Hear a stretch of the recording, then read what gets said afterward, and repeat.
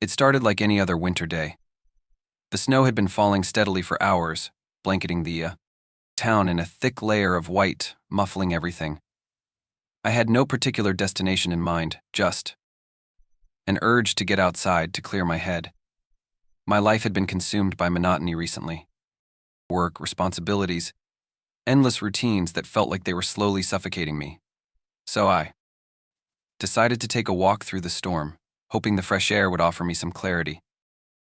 I bundled up in my thickest coat and stepped out into the cold, feeling the sting of the wind on my face the moment I left the warmth of my house. The street was empty, the silence almost unsettling. The usual sounds of traffic were absent, swallowed by the thick blanket of snow that had already accumulated on the roads. The storm was stronger than I expected, gusts of wind, whipping snowflakes into my eyes and making it hard to see anything more than a few feet ahead of me. I didn't mind. I walked down the familiar street, my boots crunching in the snow. But as I moved further into the storm, something felt off. I couldn't put my finger on it, but the air seemed heavier, more oppressive. The wind howled like it was trying to say something I couldn't understand. The quiet, usually so peaceful, now felt unnervingly suffocating. I tried to shake off the strange feeling. It was just a snowstorm, after all. I'd walked through worse. But as I reached the end of the street and approached the small park, something unusual happened. The streetlights flickered, casting long, distorted shadows across the snow. For a split second, I thought I saw movement out of the corner of my eye, someone standing by the old bench, a figure hunched against the wind. I quickly turned, but the spot was empty, the bench. Nothing more than a dark shape in the swirling snow. I shrugged it off, telling myself it was just the wind playing tricks. But then I saw something else. A shape in the distance, barely visible through the storm, standing tall and motionless by the edge of the park. It was a man, though his features were too obscured by the falling snow to make out clearly. I couldn't shake the feeling that he was staring at me. I stopped in my tracks, my heart pounding. Something was wrong. The man didn't move, not even when the wind howled louder, almost drowning out the world around us. I took a step forward, drawn to him despite my instincts, telling me to turn back. But the more I walked, the further away he seemed. The snow swirled around me, blurring my vision, and before I knew it, I had wandered deeper into the park, farther than I had intended to go. I turned back, realizing that I had lost track of where I was. The bench, the street, everything was gone. It was just me, standing in the midst of an endless, swirling white world. Panic surged in. My chest, my breath coming in quick bursts as I tried to make sense of my surroundings. The park, the street. Everything that had been familiar just moments ago was no longer there. I was alone, surrounded by snow with no clear way out. And then I heard it. A voice soft at first, then clearer, louder whispered from the storm. It wasn't a voice I recognized, but it felt familiar, like something I had heard in a dream long ago. You shouldn't be here, the voice said. You're not supposed to be here. My heart stopped. I spun around, but there was no one in sight, just the relentless snow and wind. It felt as though the very storm was alive, aware of me, watching me. I took a few steps, but the snow underfoot seemed to shift with every movement, like it was changing beneath me. Suddenly, the snow seemed to settle. The storm calmed, the wind died down, and the world around me became unnervingly still. But as the air cleared, something wasn't right. The landscape had shifted. The park, the street, the houses all had disappeared, replaced by something I couldn't comprehend. The buildings around me looked old, the architecture nothing like what I was used to. The streets were narrower, and the snow was much deeper than it had been before. The world felt heavier, darker, like it was holding its breath, waiting for something. My heart raced as I began to walk, my footsteps sounding strange in the snow. The world felt unfamiliar, but somehow I couldn't quite place how. I passed a row of houses, each one more dilapidated than the last, their windows shattered and walls crumbling. I was no longer in my neighborhood. This was something else, something distant. I tried to calm myself, telling myself it was just my mind playing tricks, but the more I walked, the more I realized just how wrong everything was. The people I passed, no, not people. They didn't look like people were staring at me with hollow eyes. They moved in stiff, jerky motions, their clothes tattered and old-fashioned. I wanted to ask them where I was, what had happened, but the words stuck in my throat. They didn't seem to acknowledge me at all. I continued walking, trying to find something familiar, anything that would tell me how I had ended up here. The snow, the buildings, the people, they all felt wrong, like I had stepped into a different time. A time that was lost, forgotten, and now frozen in place.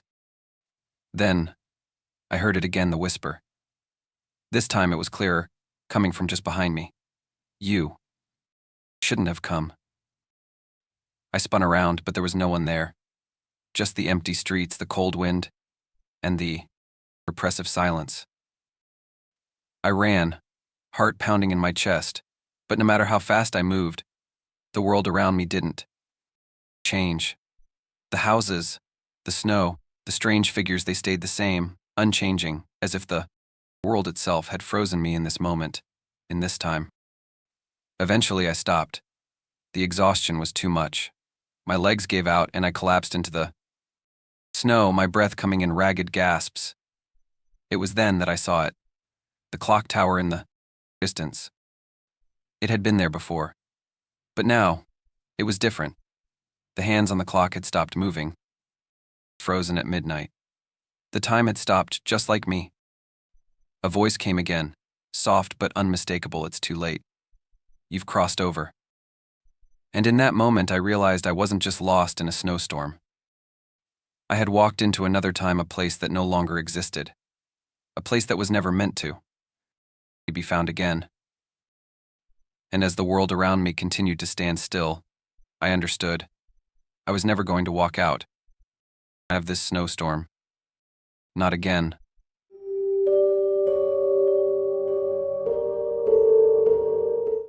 It was one of those blizzards that came out of nowhere. 1 minute, the sky was overcast with the usual gray clouds of winter, and the next, the wind howled through the streets, pushing snow in every direction. I had been at work, stuck late as usual, and when I finally stepped out of the building, I found the storm had already buried the roads in thick, icy snow. I don't know why I decided to drive. The wind was strong, and the snowflakes were so thick I could barely see a few feet in front of me. Maybe it was just the urge to get home, to find some warmth. I live on the outskirts of town, where the roads aren't always plowed quickly, and the isolation makes the place feel even colder. As I drove, the windshield wipers struggled to keep up with the storm, and the world outside my car became nothing but swirling white. By the time I reached the edge of town, the visibility had worsened. I could hardly make out the outline of the street signs or the familiar curves of the road. I turned onto the narrow, snow-packed path leading up to my house. The road was completely deserted, and the only sound was the hiss of the wind battering the car, as if trying to push me off the road entirely. That's when I saw them. At first, I thought my eyes were playing tricks. Through the haze of snow, a movement caught my attention. Figures. They were standing, or maybe swaying, around my car. My heart skipped a beat. I quickly pressed on the brakes, slowing down, trying to focus through the thick blur of the storm. There were at least 5 of them, maybe more, all dressed in dark clothing, their features indistinguishable in the dim light. They were moving, but it wasn't like any movement I had ever seen. It was unnatural. They didn't walk like people. No, they glided, spinning in circles, their bodies twisting in ways that felt wrong. Almost like dancing, but it wasn't a joyful dance. It was chaotic, frenzied. Their limbs flung in every direction, as though they were being pulled by some unseen force. I froze, the car slipping slightly in the snow as I stared at them, unable to move, unable to look away. My breath quickened, fogging up the windshield, but I didn't dare wipe it away. I didn't want to miss a single moment. One of the figures turned its head towards me, its face obscured by the thick, swirling snow, but I could feel its gaze. It was like it was looking straight through the glass, straight into me. My heart pounded in my chest. I wanted to turn around, to speed away and never look back, but my body was paralyzed. I couldn't move, couldn't tear my eyes from the spectacle before me. The figures continued to spin and twist, their movements becoming faster, more erratic. Snow around them seemed to shift, swirling in tight patterns that mirrored their unnatural dance. It was like the storm itself was in sync with them, feeding off their madness. I reached for my phone, my hands trembling, but my fingers slipped, unable to grasp the device. I felt a wave of dizziness, a vertigo that made the world around me tilt. The figures were getting closer, circling the car now, their dance growing more frenzied. They were no longer just around the car, they were pressing against it, their shadowy forms moving faster and faster, as if something was pulling them closer. I wanted to scream, but no sound came. My mouth was dry, and my vision blurred as I tried to look for an escape. But the road ahead was blocked by more figures, more shadows that seemed to materialize out of the blizzard itself. They were everywhere now. I was trapped. Then, one of the figures broke free from the others and came right up to the driver's side window. My breath caught in my throat, and I recoiled in fear, but I couldn't escape. The glass between us seemed like it didn't exist anymore. The figure's face was finally clear, and I could see it now. It was a woman, or at least I think it was. Her features were twisted, distorted as though her face was contorted in agony or something worse. Her eyes were wide, unblinking, black as coal, and they stared into mine with an intensity that sent chills down my spine. She raised one hand and placed it on the window, her fingers curling in slow, deliberate motions. I could hear the scraping sound of her nails against the glass. My stomach churned, and I fought the urge to vomit. The others continued their erratic dance around the car, but I couldn't take my eyes off her. She was close enough now that I could feel the coldness radiating from her, freezing the very air around me. The woman's lips parted, and I thought for a moment she was going to speak, but no words came out. Instead, a low, haunting whisper filled the car, a voice that seemed to come from everywhere at once. "Don't leave," it said, the words dragging through the air like the wind itself was speaking. "You belong here." I couldn't breathe. I couldn't move. I couldn't even scream. The figure's eyes bored into mine, pulling me in, as if they were trying to trap me in this moment forever. The others stopped, dancing, and slowly turned toward her, their movements synchronizing with hers in a grotesque, slow-motion ballet. I knew they were waiting for something, waiting for me. The snow outside seemed to intensify, the wind whipping against the car now with such force that it felt like the world was trying to rip me apart. The figures pressed in closer, their faces now clear through the fogged-up windows. Some of them were smiling, but their smiles were grotesque, twisted, too wide, too unnatural. And then, as quickly as it had all started, it stopped. The wind died down. The figures vanished into the storm, their forms dissolving into the blizzard, as if they had never been there. The snow stopped swirling. The eerie stillness that followed was almost worse than the chaos itself. I sat in the car, gasping for breath, too scared to move. My hands were shaking, my heart still hammering in my chest. I don't know how long I stayed there, staring out the windshield, waiting for them to return. Eventually, I gathered the courage to drive home.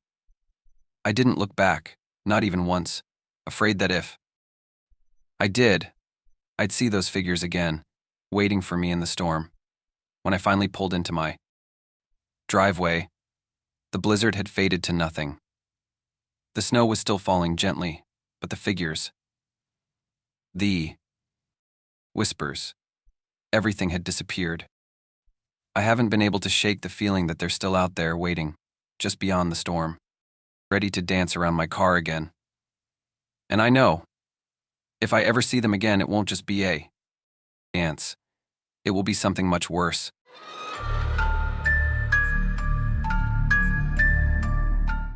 It was one of those cold winter mornings when the air feels sharp enough to cut through your skin, and the snow crunches beneath your feet like dry paper.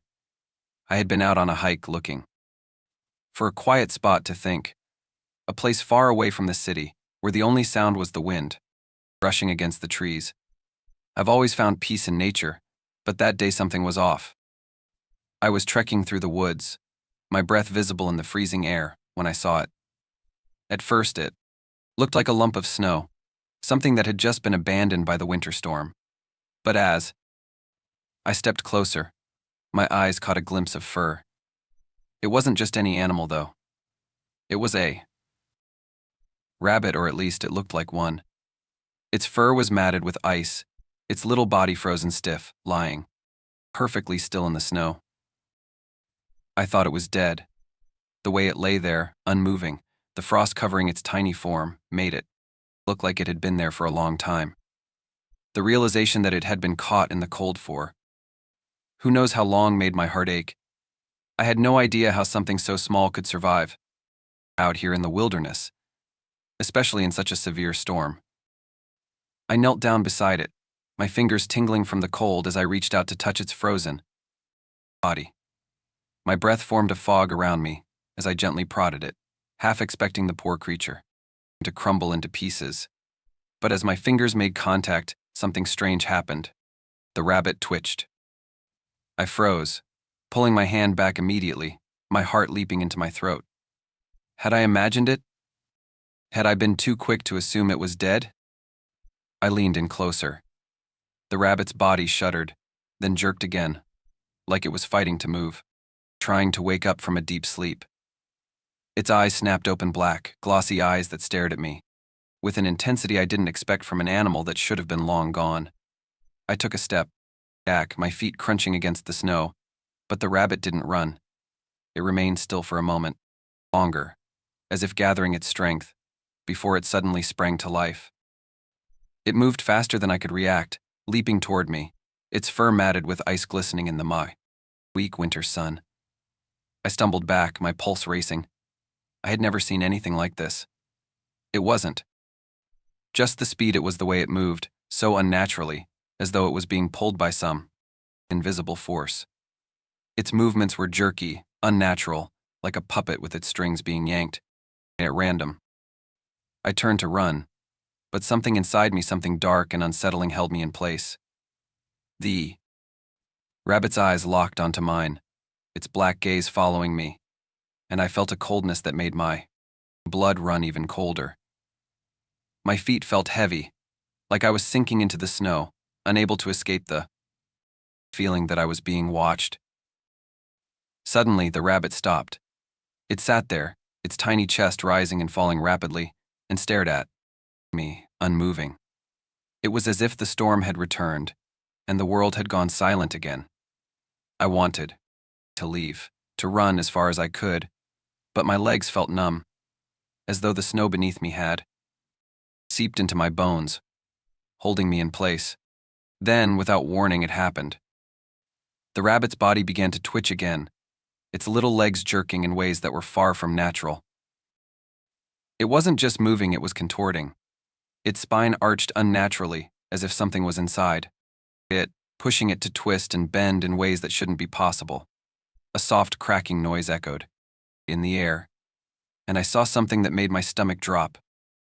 The rabbit's skin split open along its back, a line of frost breaking apart like the skin of an overripe fruit. I stumbled back, my breath shallow, my mind screaming at me to run. But my body was frozen. Inside the split in its skin, something else was there, something dark, something alive, something that wasn't a rabbit. I saw long, writhing tendrils like cold shadows curling inside the wound, moving like they were alive, feeding off the animal's body. I couldn't breathe. The rabbit's body twitched again, its fur slowly starting to shift in places, revealing a deeper, darker layer underneath. Its little mouth opened, but instead of the soft, innocent noise I had expected, it made a low, rasping sound, a noise that felt too deep to come from such a small animal. I felt sick to my stomach, a wave of dizziness crashing over me as I turned to flee, my mind racing. But before I could take a step, the rabbit's head snapped up, its eyes now glowing with an unnatural light. It saw me, and I felt an electric chill crawl up my spine, like its gaze was something that reached into my very soul. Its mouth opened wider, the skin stretching beyond what was possible, revealing rows of sharp, jagged teeth. And then, in a voice that wasn't its own, it whispered, "You shouldn't have touched me." I don't remember how I managed to run. I don't know if it was the storm, or the fear, or just the instinct to get away. I was in the woods, but the wind was a blur of icy tendrils, and the trees, there were nothing but shadows. I didn't look back. I couldn't. I kept running, not knowing where I was going, just knowing that I had to get away from that creature. By the time I reached my car, my legs were shaking, my body drenched in sweat despite the freezing cold. I didn't stop. I drove all the way home, never once looking back, the image of the rabbit's eyes haunting me with every turn of the wheel. I haven't gone back to those woods. I can't. And every time the wind picks up or the temperature drops too low, I feel it, the presence, the cold, the whisper, that thing I touched, the thing I awakened. I don't know what it was, but I don't think it was ever truly a rabbit. Not anymore. And sometimes when I close my eyes, I swear I can still hear the crackling of ice and the sound of its whispers in the snow.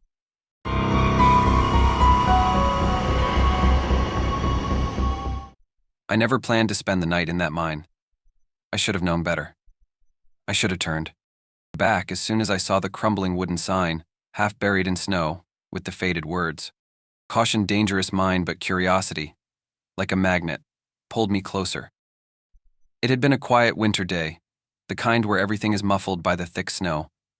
I was hiking, looking for a way to break the monotony of winter. The trails were empty, and the only sounds were the crunch of my boots and the soft rustling of the wind. That's when I stumbled across the mine, hidden in a secluded part of the forest. It looked old, the entrance barely visible behind a wall of snow and dead trees. The surrounding area felt eerie, the silence almost suffocating. I wasn't expecting to find anything interesting, just a relic of the past. But something about the place called to me, and despite the warnings, I decided to explore. I stepped inside, the wooden beams creaking above me, the darkness swallowing everything. I should have turned back then. My instincts screamed at me to leave, but I convinced myself it was just an abandoned mine, nothing more. The air was musty, thick with the scent of decay, and the floor was uneven, littered with rocks and forgotten tools. I walked deeper into the mine, my flashlight flickering with every step, casting strange shadows on the walls. The deeper I went, the colder it got. The air grew heavy, as if it were pressing in on me from all sides. And then I heard the soft sound of footsteps behind me. I froze. My heart skipped a beat. The sound was faint, but unmistakable. Someone or something was following me. I turned quickly, shining my light into the darkness, but there was nothing, just the empty mine. Chalked it up to my nerves, to the isolation, to the creeping sense of unease that always comes in places like this. But the footsteps didn't stop. I couldn't shake the feeling that I wasn't alone. It wasn't just the sound. It was the weight of the air, the sense that something was watching me. Something old. Something that had been buried here for far too long. As I made my way further, I came to a large chamber deep within the mine. The walls were covered in layers of dust, and broken machinery lay scattered across the ground. But it was the center of the room that caught my attention, an old, rusted metal door. It was partially open, revealing a narrow passage beyond. I didn't know why I was drawn to it. Maybe it was the mystery of it all. Maybe it was the way. The door seemed to beckon me, promising secrets hidden long ago. Against my better judgment, I walked toward it. The moment I stepped through the door, a chill ran down my spine. The air was colder here, colder than anywhere else in the mine. The light from my flashlight flickered again, casting long shadows that seemed to move on their own. I walked down the narrow passage, the walls closing, and around me.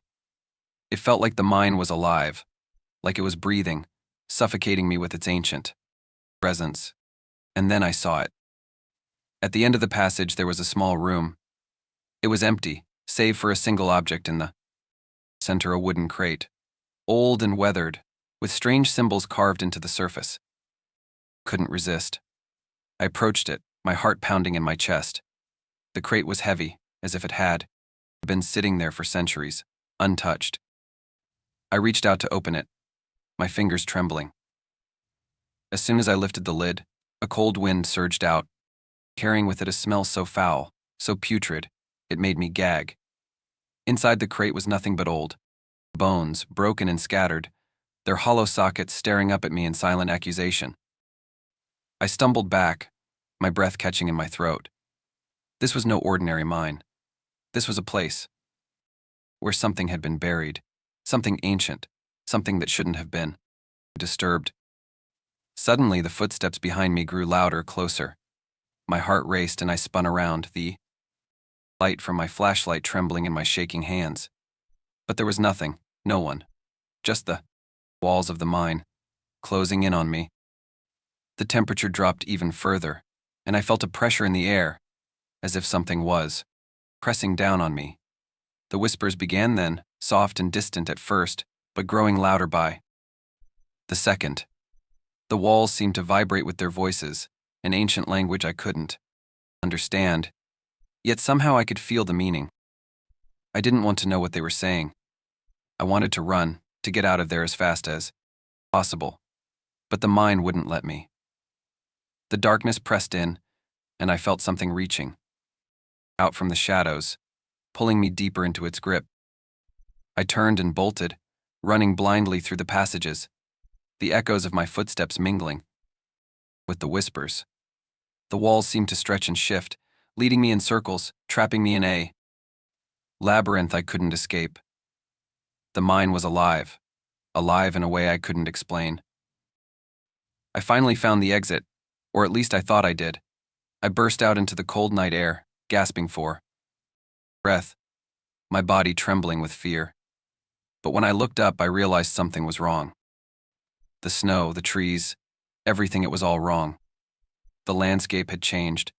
The forest that had been there before was now a desolate wasteland. The trees blackened and twisted, their limbs reaching out like claws. The moon hung high in the sky, but it wasn't the same. It was too bright, too cold. I wasn't outside anymore. I was still inside the mine. The door I had exited through was gone. There was no way back, no way to escape. The whispers were louder now, filling the air around me. The ground beneath my feet trembled, and I heard something massive moving in the depths of the mine. I knew then that the mine had never been abandoned. It was waiting for someone to open it. And now it had me. I don't know how long I've been here, trapped in this endless night. I hear the whispers still, growing louder, telling me things I can't understand. But one thing is clear, that mine was never meant to be opened. And I should have stayed away. But now I'm part of its story, just another lost soul in the darkness. And I fear, as the snow falls around me, that I'll never see daylight again.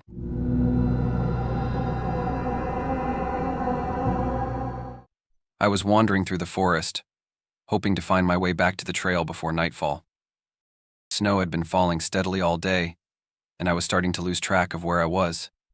The trees, weighed down with fresh snow, seemed to close in on me, and the wind howled through the branches like a ghostly wail. I should have turned back when I first noticed the storm picking up, but the urge to keep going was stronger. That's when I saw the cabin, It wasn't much, just a small, weathered structure tucked away between the trees. It was the kind of place you'd see in old stories, isolated and forgotten, but something about it caught my eye. The smoke curling from the chimney stood out against the pale sky, and for a moment I saw a flicker of movement behind the frosted windows. I hesitated. The woods were silent, too silent for my liking, but the warmth of the cabin beckoned me. I'd been freezing for hours, and I was beginning to feel the exhaustion setting in. My body ached, and the cold was starting to gnaw at my bones. I had to get inside. The door was slightly ajar, creaking in the wind. I pushed it open, and the heat from the fireplace hit me immediately. I stepped inside, closing the door behind me, and took in a deep breath. The smell of burning wood, mixed with something earthy, filled the air. The cabin was cozy too. Cozy for a place in the middle of nowhere, with no sign of life. The fire crackled in the stone hearth, its warmth wrapping around me like a blanket, but there was no one in sight. I scanned the small room. A few chairs were scattered around a wooden table, and a thin rug lay across the floor. It looked lived in, but there were no personal touches, no pictures, no belongings out of place. Just a fire burning and an eerie emptiness that seemed to press in on me. I called out, hesitating, "Hello? Is anyone here?" The only response was the crackling of the fire and the sound of wind against the walls. I was about to leave, feeling uneasy, when I noticed something strange. There was a coat draped over the back of one of the chairs by the fire. A thick wool coat, as if it had just been removed. Walked over to it, my fingers brushing the fabric. It was warm, still radiating heat, as though it had been worn only moments ago. I frowned. Who had left it behind? I turned back toward the rest of the cabin, my eyes darting around nervously. Maybe the owner had stepped out for a moment, or perhaps they were somewhere else in the cabin. But there was no sign of life anywhere. No footsteps in the snow outside. No sounds. It was as though the place had been abandoned, yet the fire still burned bright. My mind raced. Maybe it was a mistake to come in. I should have just kept walking. But the fire, the warmth was too tempting. I walked closer to the hearth, hoping to gather my thoughts. My eyes lingered on the fire, mesmerized by the flickering orange flames, the shadows dancing on the walls. That's when I noticed something else. There was a shape, a shadow, moving in the corner of my vision. I spun around, my heart pounding in my chest, but the room was empty. Just the fire, the stillness, the cold creeping in from outside. I shook my head, trying to clear the fog of exhaustion from my mind. The cold had made me delirious. It was just the shadows, nothing more. But then I heard it, a soft creak, the unmistakable sound of footsteps. I froze. The hairs on the back of my neck stood up, and my breath caught in my throat. My eyes scanned the room again, this time with urgency. Nothing. The shadows remained still. The fire crackled on, indifferent to the growing tension in the air. I stepped back slowly, my eyes locked on the darkened corner where I had seen the movement. There was no one there. Yet, but the footsteps continued. Closer now, coming from the back of the cabin, where the floor creaked and groaned under invisible weight. I took a few cautious steps toward the back room, my heart racing in my chest. The footsteps stopped as soon as I moved, and for a brief, terrifying moment, everything was silent again. I wanted to run. My body screamed at me to turn and leave, but my feet felt glued to the floor, and I had to know what was happening. I needed to know if someone else was here, if there was a reason the fire had been left burning, if there was anyone who could explain this. I reached the doorway of the small bedroom at the back of the cabin. The room was dark, save for the faint light from the fireplace. I could see the outline of a bed, a small table, a chair. But there was no one in the room. But then I noticed something odd on the bed, a figure under the covers. It was still, too still, like a mannequin. I stepped forward, my breath shallow and quick. Hello, my voice cracked as I spoke, trembling with fear. There was no response, only the sound of my own breathing and the crackling fire. My heart raced as I approached the bed, my hands clammy and shaking. I reached out and pulled back the covers. There was no one there. Just the remains of a body. A lifeless, decayed figure, half covered in what looked like frost. The face, pale and twisted, was frozen in a grotesque expression of horror. The skin had begun to peel away, leaving patches of bone exposed. I staggered back, my hands going numb, my stomach lurching. But the worst part was that I recognized the face. It was the same face that had stared back at me from the window when I first saw the cabin. I spun around, my heart pounding in my ears, and the room seemed to tilt. The fire in the hearth flickered violently, casting long shadows on the walls. I backed away toward the door, but the temperature dropped suddenly, the air thick with frost. And that's when I heard the voice, soft and cold, whispering in my ear, "Stay with me, Kai." I turned, but the room was empty. The door slammed shut behind me, trapping me inside. The fire continued to burn. But I knew I was not alone.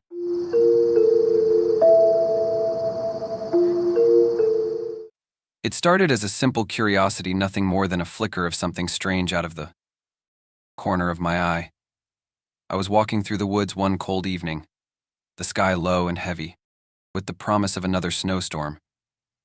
The wind bit at my skin, and the only sounds were the crunch of snow beneath my boots and the occasional rustle of branches above me. But then I saw it. A faint glow, like something shining through the ice.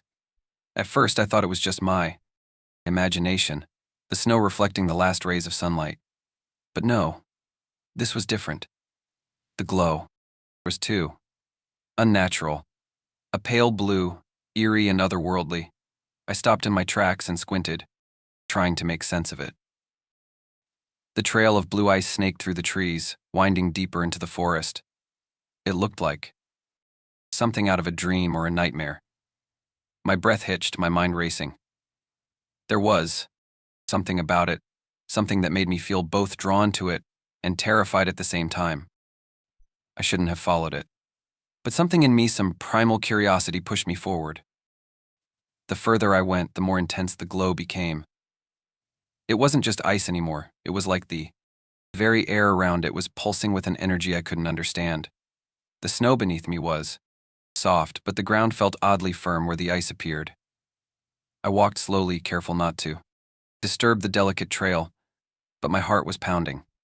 I had no idea what I was following, but I couldn't turn back now. Soon, the trees began to thin out.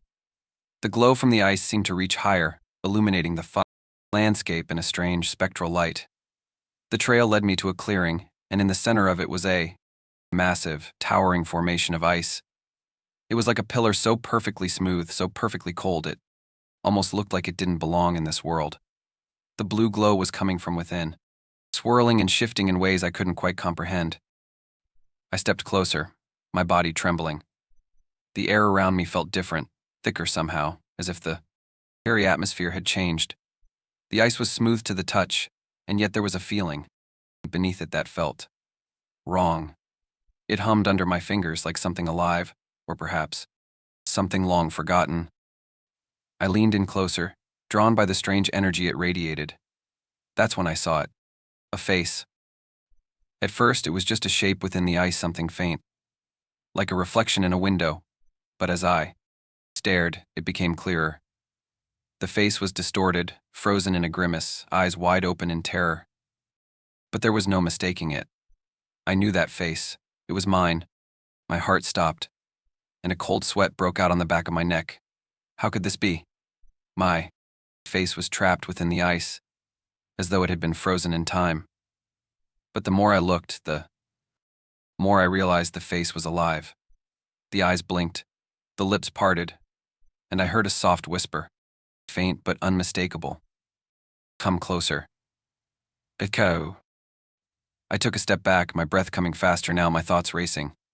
I wanted to run. I wanted to scream, but my legs felt rooted to the ground, as if the ice had somehow claimed me, just like it had claimed the face within it. I could feel something pulling me toward it, something powerful and ancient. And then, the whisper came again, clearer this time, colder than the air around me. "You're not meant to be here." I jerked my head around, expecting to see someone. Anything but the clearing was empty, save for the ice pillar and the glowing trail that seemed to pulse with a life of its own. The wind had stopped, and the only sound was the thudding of my heart in my chest. The face within the ice smiled at me, and this time I saw the teeth sharp and jagged like something out of a nightmare. It was a grin that didn't belong on a human face, and it sent a wave of nausea through me. I couldn't move. My feet were glued to the ground, my body frozen in place by the terror that was slowly suffocating me. The voice, now deeper, more forceful, echoed in my mind. "You should never have followed the ice. Now you will be a part of it." Suddenly, the ice began to crack. Small fractures spread across the surface, spiderwebbing out from the face. A low, rumbling sound vibrated through the ground, and the temperature dropped even further. The glow from within the ice intensified, filling the clearing with a blinding blue light. I wanted to scream. I wanted to run, but I was too late. The ice shattered with a deafening crack, and I was plunged into darkness. The glow from the ice faded, and the air turned cold, colder than anything I had ever felt. I could hear movement around me, rustling sounds like something shifting in the snow. And then the whisper came. Again, now accompanied by other voices, low, guttural murmurs, as if 1,000 spirits were speaking all at once. I opened my eyes, but the world around me was a blur. The ground beneath me was icy, the air thick and suffocating. I could see shadows moving in the corners of my vision, but I couldn't focus on them. I tried to stand, but my legs felt weak, like I had been drained of all my strength. And then I saw it. A figure, tall and shrouded in the shadows of the trees. It stood motionless, its eyes glowing a faint blue, much like the ice had. It didn't move, didn't speak, but I could feel its presence. It was watching me, waiting for something. I didn't know what, but I knew it wasn't human. The trail of blue ice led right up to it, and I realized with a sickening feeling that I had been drawn here for a reason. This figure, this thing, it was the source. The ice was its calling card, its power. The ground trembled again, and I could hear the ice around me cracking, slowly closing in. I turned to run, but my body refused to obey. "You're here to stay." The voice was inside my head now, louder than ever before, sending waves of agony through me. I looked back at the figure, and it took a step forward, its face still hidden in the shadows. And I knew, deep down, that it was too late. I had followed the trail of glowing blue ice, and now, it was leading me to my nightmare.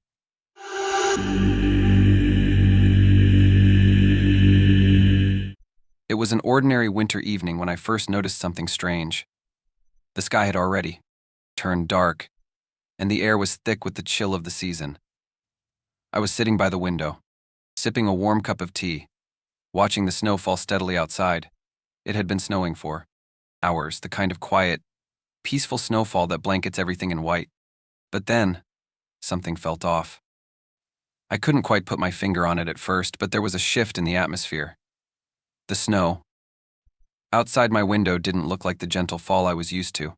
It was heavier, more intense, and it seemed to swirl in patterns that didn't make sense. It almost looked alive. I brushed off the unease. Winter storms could be unpredictable, I thought. It wasn't uncommon for winds to pick up or for snowflakes to behave strangely in certain conditions. But something in me refused to settle, and I felt a tightness in my chest as I continued to watch. I turned to look out the other window on the opposite side of the room. That's when I saw the storm hadn't touched the ground outside. The snow was falling thick and fast on one side of the house, but on the other side, it was perfectly still. I leaned forward, staring out at the untouched ground. The contrast was so stark, it made my head spin. The snow on one side was falling like a white curtain, blanketing everything, while the other side was clear. The driveway was visible, untouched by any flakes. The trees stood still, not a single gust of wind moving their branches. I stepped back from the window, my heart pounding in my chest. Something wasn't right. I moved through the house, checking the other windows, trying to make sense of what I was seeing. Every window that faced the direction of the storm showed a violent snowstorm raging outside, but every window that faced the opposite direction showed complete stillness. I could feel my palms growing clammy as I walked to the door. I needed to see this for myself. I hesitated for only a moment before opening the door, a wave of cold air hitting me like a slap to the face. Stepping outside was like stepping into two different worlds. On one side of the door, the snowstorm raged violently, the wind howling in every direction, stinging my face with icy flurries. I could barely keep my eyes open as the snow hit my skin like 1,000 needles. The other side, it was eerily calm.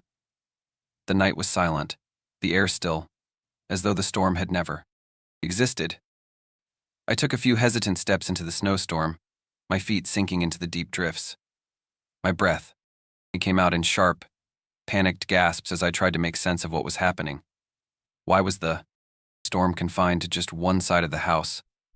How was it possible that there was no snow on the other side? The boundary between the two was so clear, so unnatural. I could feel my heart racing. The longer I stood there, the more the feeling of dread crept over me. I turned back to the house, intending to retreat inside, but something caught my eye. Figure.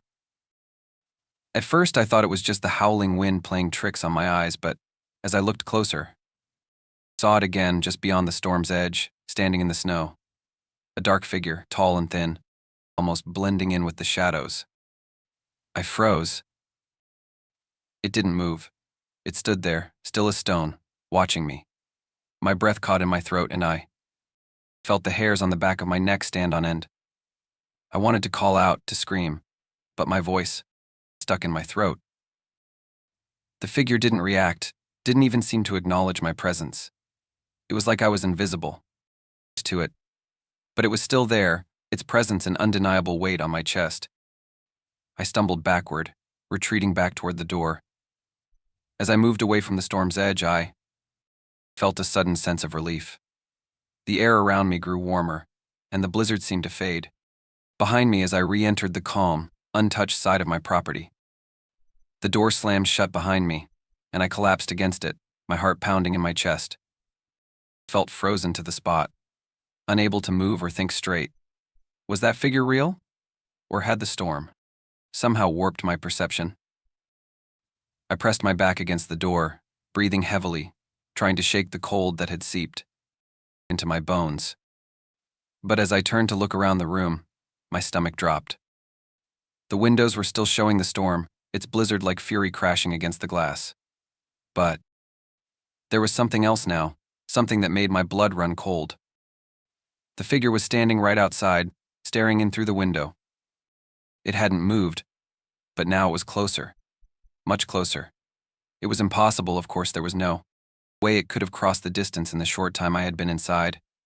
But there it was, its shape clearer now. It was tall, gaunt, its features indistinct and blurred, as if the storm itself had swallowed its identity. I backed away from the window, my legs shaking. I could feel the panic rising again, my body urging me to run, to leave the house, but the storm outside kept me trapped. I stayed in the house the rest of the night, never daring to look outside again. The snowstorm raged on, but it was still contained to the area around my home. By morning, the storm had finally subsided, but the damage was done. The strange thing was, when I went outside in the light of day, there was no trace of the storm. No snow piled up. No wind-blown paths in the yard. It was as if the entire storm had never happened. But when I looked out the window, I could still see the figure standing in the distance, staring in at me. Only now, it wasn't the snowstorm that surrounded my house, it was the thing that had been watching me all along.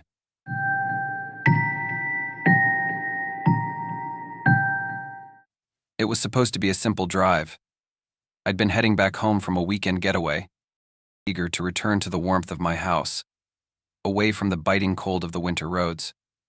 But as the snowstorm worsened, I realized I'd taken a wrong turn somewhere, and now I was far off my usual route. The GPS had gone silent hours ago, swallowed up by the growing storm, and my phone's signal was spotty at best. The road was narrow and winding, covered in a thick layer of snow that hadn't been plowed. I couldn't see more than a few feet ahead, and the swirling snow made it hard to even make out the road signs. Still, I pressed on, figuring I could find my way back to the main road soon enough. After what felt like an eternity, I came across something unexpected, an old wooden sign buried under the snow. I had to squint to read it, but I could just make out the name of the town, Havenridge. I hadn't heard of it before, and I wondered how it could even exist out here in the middle of nowhere. But it was marked on the sign, and I felt the strange pull to keep going. Maybe there would be a place to stop, to warm up, and get directions back to the main road. I slowed the car as I neared the edge of the town. Havenridge was a ghost town, I quickly realized as the first few houses came into view. They were dilapidated, their windows boarded up, the wooden structures slowly crumbling under the weight of the snow and time. A sense of unease settled over me as I drove deeper into the town. The quiet was suffocating. It wasn't the normal kind of silence that comes with snowstorms. This was different. It felt like something was wrong, like the silence was forced, unnatural. I continued to drive through the narrow streets, my headlights casting eerie shadows on the whole abandoned buildings around me. The snow fell heavier now, blanketing everything, making the whole place seem like a frozen graveyard. No lights, no movement, not even an animal. Just an endless expanse of empty streets and homes that had long been forgotten.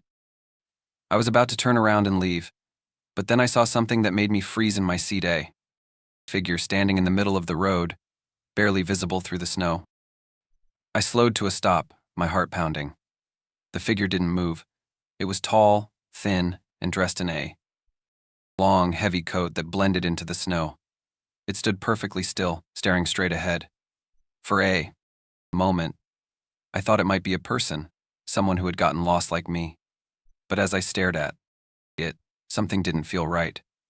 The figure was too still, its outline too blurry, as if it wasn't fully there.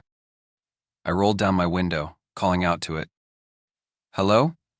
Are you all right?" The figure didn't respond, and that's when I noticed something that made my stomach drop. Its feet were not touching the ground. It hovered, just a few inches above the snow. I blinked, thinking it was just the snow playing tricks on my eyes, but when I looked again, the figure was still there, unmoving. My pulse quickened, panic rising in my chest. This wasn't a lost person or some strange traveler. This was something else entirely. I slammed my foot on the gas and sped past the figure, my car tires crunching on the snow as I tried to distance myself from it. My hands shook on the wheel, my breath shallow and fast. The town was silent again, the only sound the hum of my engine as I drove faster and faster through the snow-covered streets. But no matter how fast I drove, the eerie feeling didn't go away. In fact, it seemed to grow stronger, as if the entire town was watching me. I turned onto another street, hoping to find a way out, but instead I found more strange things. The houses, once abandoned and broken, were now filled with flickering lights, their windows glowing faintly in the dark. I could swear I saw figures moving behind the glass, though when I looked again, there was nothing. No one. The houses, the lights, everything was fading in and out, like a dream I couldn't wake up from. I reached an intersection and stopped, trying to get my bearings. I felt a cold sweat dripping down my neck as I looked around, trying to figure out where to go.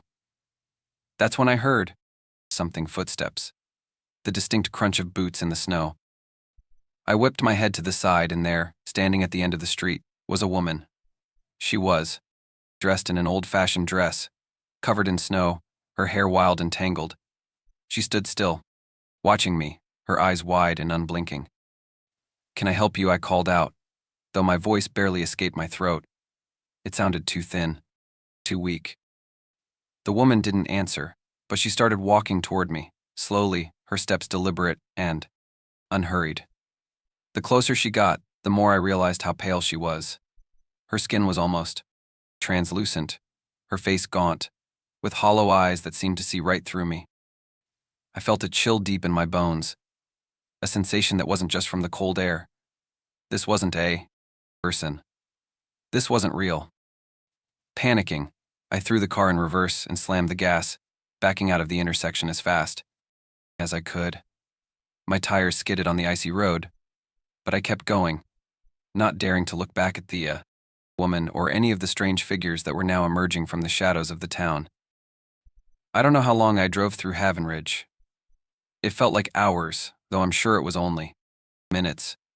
The town twisted and warped around me, the streets stretching out in impossible directions like they were alive, pulling me deeper into the nightmare. Every time I thought I saw a way out, another street appeared, leading me further into the heart of the ghost town. Eventually, I managed to break free from its grip. The storm was still fierce, but I didn't care anymore. I didn't look back. As I drove away, I couldn't shake the feeling that something was still following me, something that had been waiting in that frozen, empty town for far longer than I could comprehend. I never went back to Havenridge. I don't know if it even exists anymore. But sometimes on the rare occasions when the snow falls just right, I still feel that same chill on the back of my neck. As though the ghost town is still out there, waiting for the next lost traveler to take a wrong turn.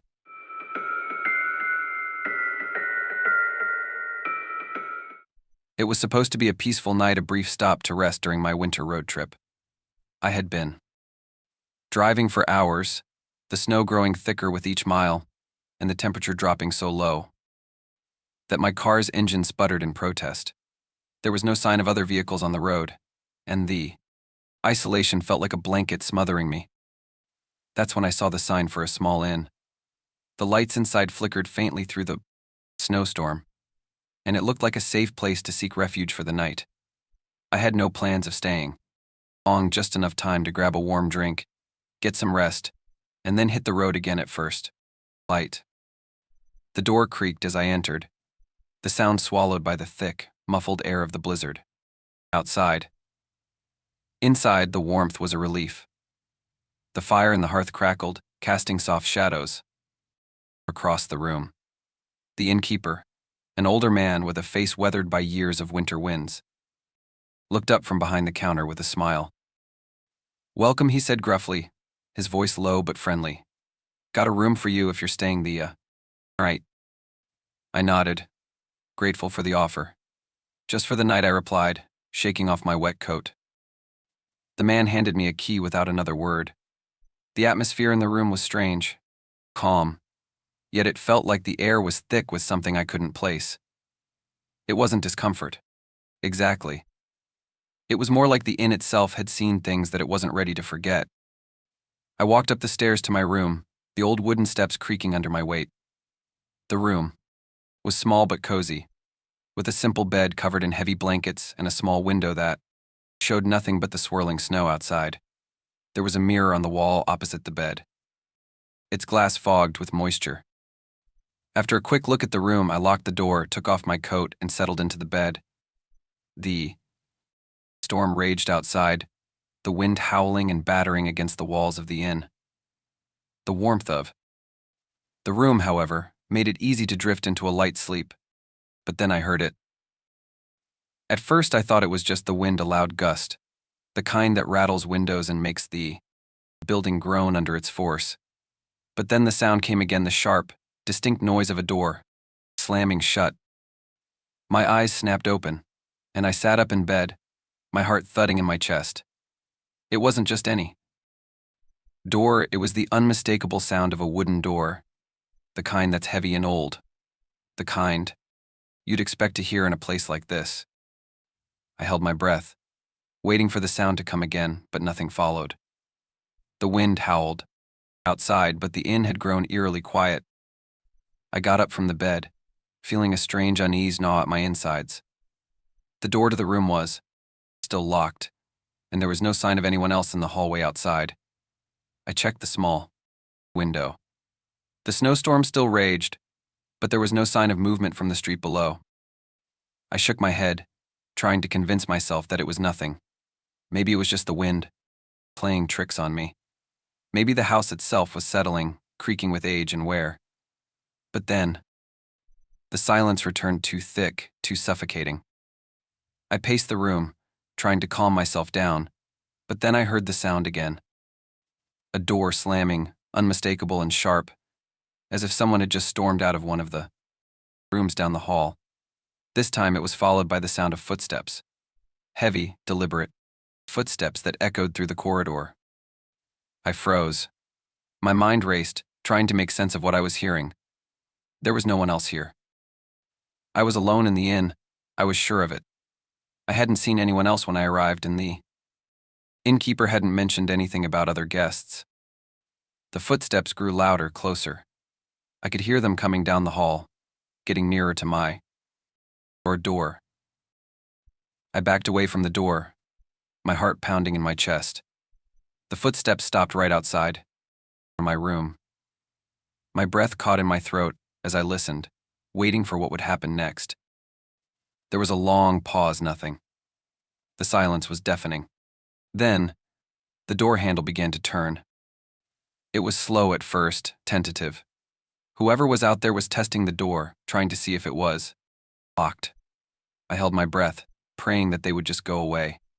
The handle rattled again, and I could feel the cold air seeping through the cracks in the door. But it didn't open. The footsteps retreated, moving further down the hall. I could hear them, growing quieter, fading into the distance. Still, I didn't move. My mind raced, trying to explain what I had just heard. Could it have been the wind again? Could there have been someone else in the inn, hidden from view? But that didn't explain the door slamming, or the heavy footsteps that had sounded so real. So close. I spent the rest of the night lying in bed, wide awake, listening to the storm outside and the faint creaks of the inn as it settled.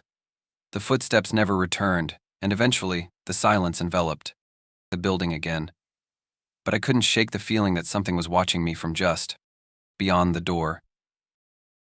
The next morning, I quickly packed my things and checked out of the inn. The storm had subsided somewhat, but the heavy snow still blanketed the ground outside. The innkeeper didn't seem surprised to see me leave so early. "Long drive ahead?" he asked, his voice friendly but distant. "Yeah," I replied, forcing a smile.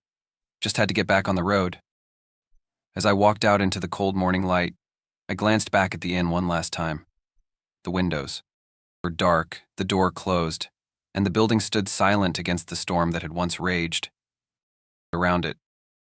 But as I turned to leave, I couldn't help but wonder, was I really alone that night? Or had something been waiting for me in that old, creaking inn, something that hadn't been fully closed off, something that I'd accidentally disturbed? The wind picked up once more, and the hairs on the back of my neck stood on end as I stepped away from the inn into the snow.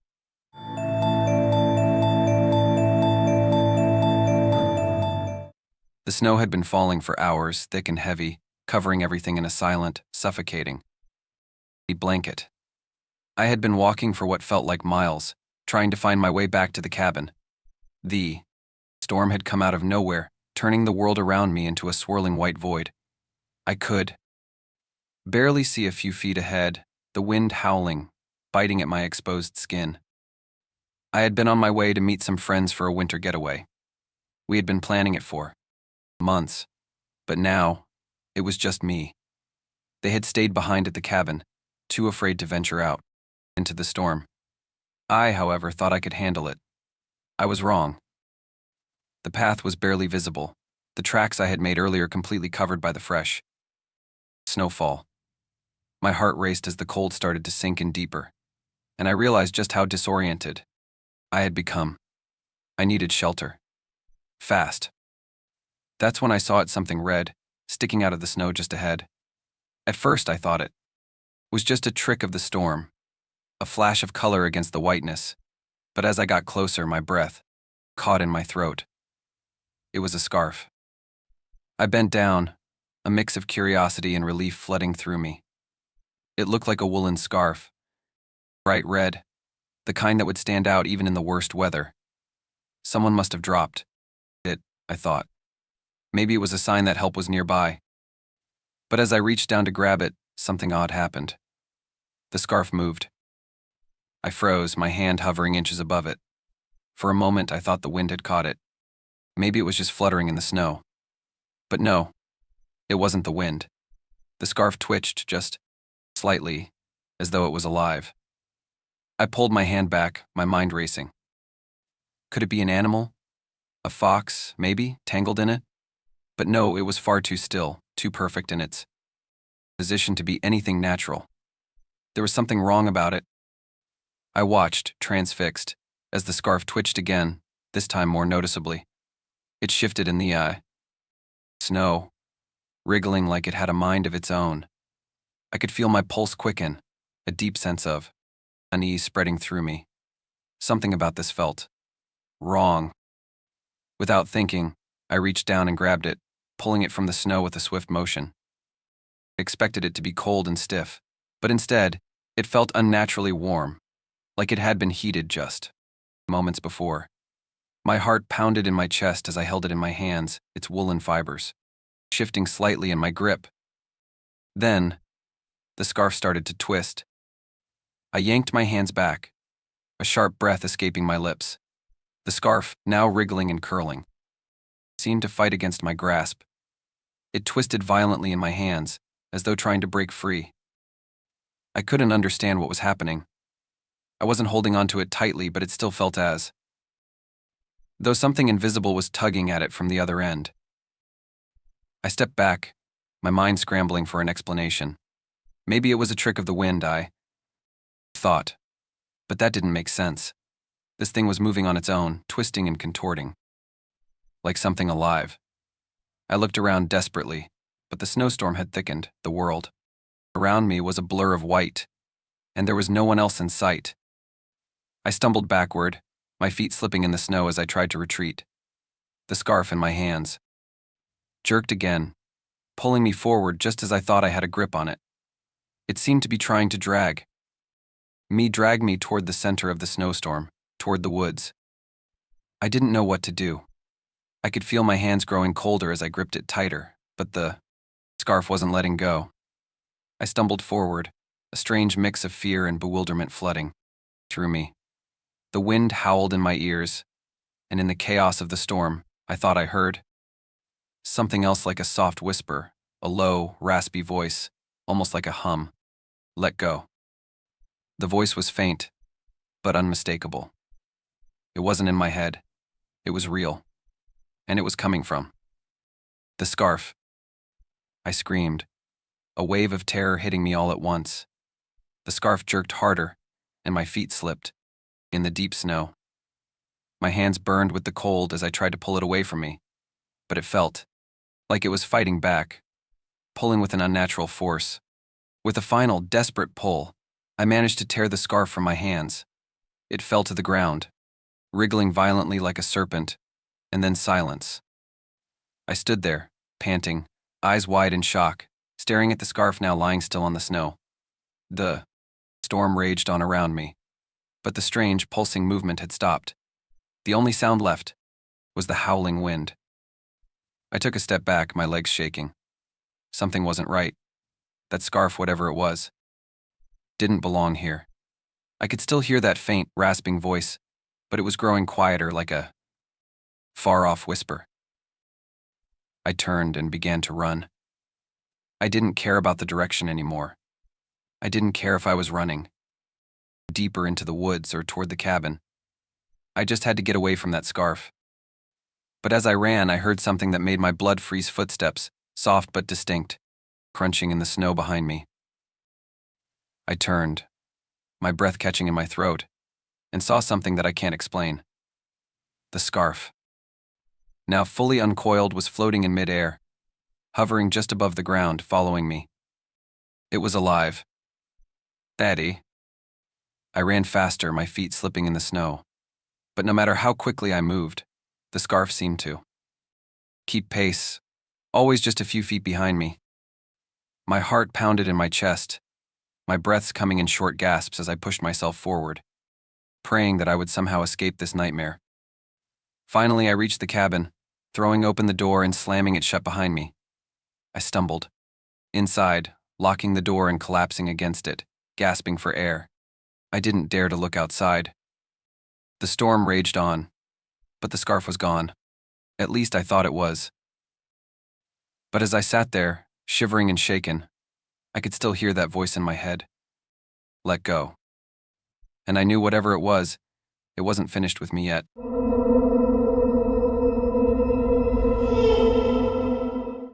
It was supposed to be a simple trip, just a weekend getaway to clear my head. The remote cabin. On the frozen tundra was the perfect place to get away from everything. No phone signal, no distractions. Just me, the cold, and the silence. I didn't expect to find anything strange, much less something that would haunt me forever. The sun had set hours ago, leaving only the pale glow of the moon reflecting off the vast snow-covered landscape. The wind howled through the trees, the sound almost like whispers, and I could feel the cold creeping into my bones despite the layers of clothing I wore. I had been hiking around the area, exploring the frozen wilderness, when I noticed the figure in the distance. At first, I thought it was just a trick of the light. The snow had a way of distorting shapes, and I had been walking for so long that my mind might have started to play tricks on me. But the figure didn't move like the wind-swept branches or the shadows I had grown used to. It was a person, standing perfectly still, watching me. I froze. The air felt heavier, colder. I couldn't explain why, but my instincts screamed at me to turn around and head back to the cabin. Something was wrong. But curiosity got the best of me, and against my better judgment, I took a step closer. As I got closer, I could see more clearly. It wasn't a person at all.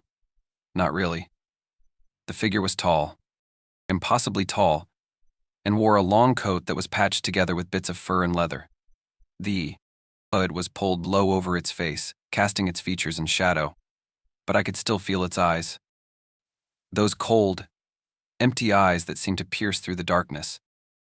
I stopped in my tracks. It wasn't human. Not in the way I understood it. The figure didn't move, didn't speak, just stood there, facing me. The wind howled louder now. And I could swear I heard something whispering through the storm, just beyond the edge of hearing. The figure tilted its head slightly, almost as if waiting for me to do something, to make the next move. The fear that had been building in my chest suddenly snapped into clarity. This thing wasn't just standing there. It was waiting. Waiting for me to make the first move, waiting for me to make a mistake. I turned to leave, my heart pounding in my chest, but before I could take a step, the ground beneath me gave way. I wasn't sure what happened. One moment I was standing on solid ground, and the next I was falling down into the snow, through a layer of ice, into something dark beneath. My body crashed into the snow with a sickening thud, and for a moment I couldn't breathe. The cold bit into my skin, but there was something else now, something thick in the air, something that made the hairs on the back of my neck stand on end. I scrambled to get up, heart racing, hands shaking as I tried to make sense of what had just happened. The snow around me shifted, almost as if it were alive. I looked up, desperate to find the figure again, but it was gone. For a few seconds, there was nothing but silence. Then I heard a sound, soft at first, like a whisper. It was the sound of something moving beneath the snow, something large, dragging itself through the frozen ground. I turned to face the noise, the fear nearly choking me, but there was nothing to see. The landscape stretched out before me, endless and white, and yet I could feel it. The air seemed to vibrate, charged with something wrong, something unnatural. Then, a shape emerged from the snow. It was the figure, the thing, and it was moving toward me. Its long, impossibly long limbs dragging across the snow. Its face, now exposed, was pale, like it had never seen sunlight. Its Eyes were hollow, black pits, and there was no emotion in them, no humanity. Its mouth stretched wide into a grin that was too wide, too jagged, like it was made for something other than smiling. The whispers in the wind grew louder, more frantic, as if the very earth around me was alive, warning me, urging me to run. But I couldn't move. I was paralyzed, rooted to the spot, my body frozen with fear. My legs wouldn't obey me, and every instinct I had screamed to flee. But I couldn't tear my eyes away from the creature as it drew closer. Its movements were jerky, unnatural, as though it was dragging something behind it, something heavy, something alive. But there was no noise, no crunch of snow beneath its feet. It moved, silently, effortlessly, gliding through the storm as if it were part of it. The figure stopped in front of me, towering over me. It tilted its head again, and for the first time, I heard a voice low and gravelly, like the earth itself was speaking. "You shouldn't have come here." The words sent a chill down my spine. I wanted to scream, to run, but all I could do was stand. There, my body shaking. And then it reached out. Slowly, deliberately, it extended one long, clawed hand toward me. My breath caught in my throat. As I realized what it was doing, it was touching me. The fingers brushed against my cheek, cold as death itself, and I felt something dark pass through me, something that chilled me to the core and left me gasping for breath. I didn't know how long I stood there, frozen, with that thing's hand on me. The world seemed to blur and twist, and I felt my vision fade in and out. I wanted to scream, to fight, but my body wouldn't respond. Finally, the creature withdrew its hand, its mouth twisting into that grotesque smile again. "You are part of this now," it whispered, the words trailing off into the howling wind. And just like that, it was gone. I collapsed to my knees, gasping for air, my body trembling uncontrollably. The storm raged around me, but the strange figure was no longer there. I was alone again, but the chill that had settled deep inside me never left. I don't know how I made it back to the cabin, but I did. I locked the door behind me and collapsed into the corner, staring out the window at the blizzard that raged outside. The storm seemed to grow worse by the minute, the snow falling harder, faster, as if the land itself was trying to bury me. But what I saw outside the silhouette of a tall figure, standing just beyond the trees, told me one terrifying truth. I wasn't alone, and I would never be alone again.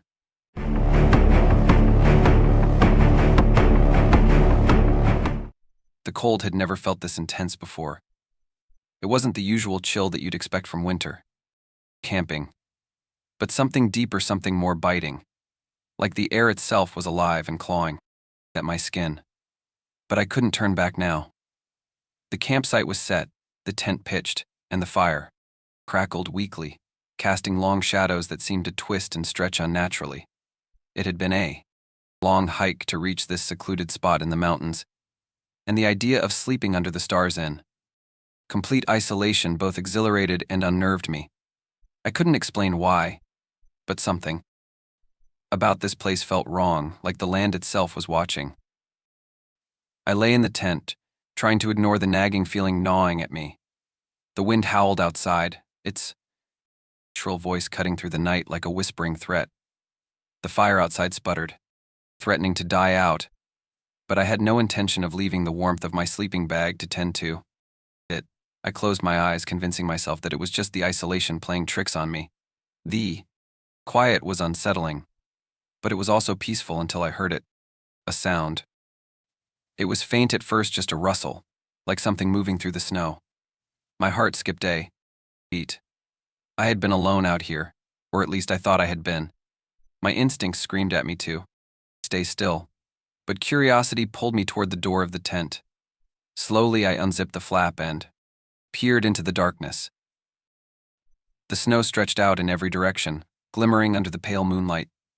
There was no sign of movement, no animal tracks, nothing that should have caused the sound. I convinced myself it was just the wind, or perhaps an animal. Still, The feeling in my chest tightened, and I couldn't shake the sense that something was out there, watching me. I zipped the tent back up and tried to sleep, telling myself I was being paranoid. But sleep didn't come easily.